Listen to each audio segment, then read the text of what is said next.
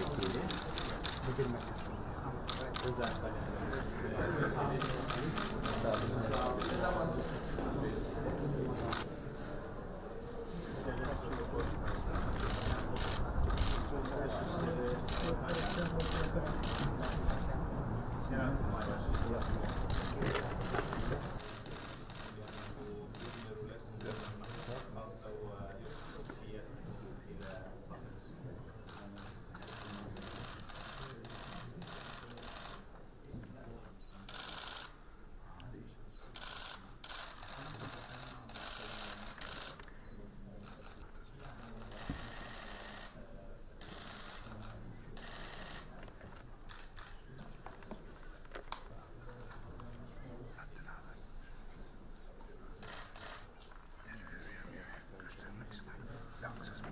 Okey.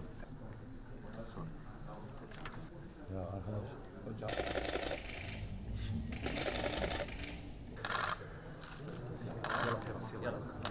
Kuveyt Emiri Şeyh Sabah Ahmet El-Caber Es-Sabah, Türkiye Cumhuriyeti Cumhurbaşkanı Recep Tayyip Erdoğan, şimdi Türkiye Cumhuriyeti Hükümeti ile Kuveyt Devleti Hükümeti arasında anlaşmaların imza törenine geçiyoruz.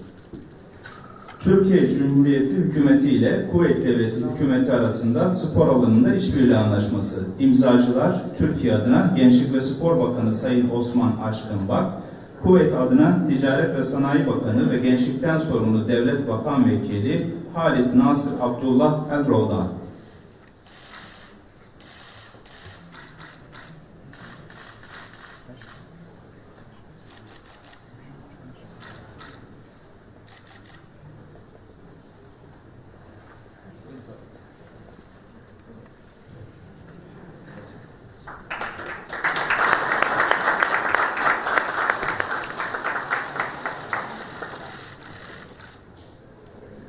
ثانيا مذكرة تفاهم في مجال تشجيع الاستثمار المباشر بين دولة الكويت هيئة تشجيع الاستثمار المباشر في دولة الكويت والجمهورية التركية وكالة دعم وتشجيع الاستثمارات التركية التابعة لرئاسة الوزراء التركية، وسيوقعها عن حكومة دولة الكويت معالي الشيخ الدكتور مشعل جابر الأحمد الصباح مدير عام هيئة تشجيع الاستثمار المباشر، وعن حكومة الجمهورية التركية معالي السيد أردا إرموت رئيس وكالة دعم وتشجيع الاستثمارات التركية.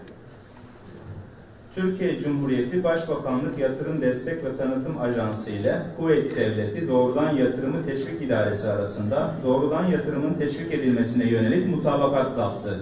İmzacılar Türkiye adına Türkiye Cumhuriyeti Başbakanlık Yatırım Destek ve Tanıtım Ajansı Başkanı Sayın Arda Ermut, Kuveyt adına Kuveyt Doğrudan Yatırımı Teşvik İdaresi Başkanı Dr. Meşal Cabir El Ahmet Es-Sabah.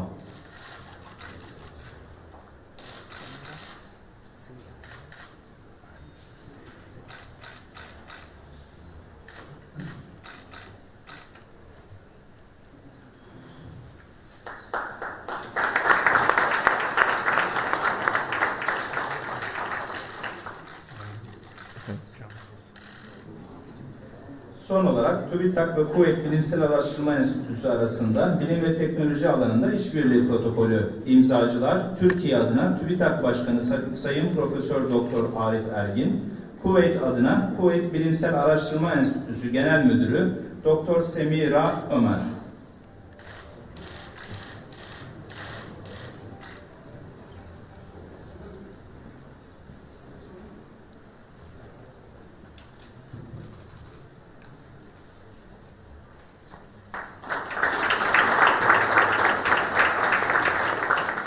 İmza töreni sona ermiştir. Katılımlarınızdan dolayı teşekkür ederiz.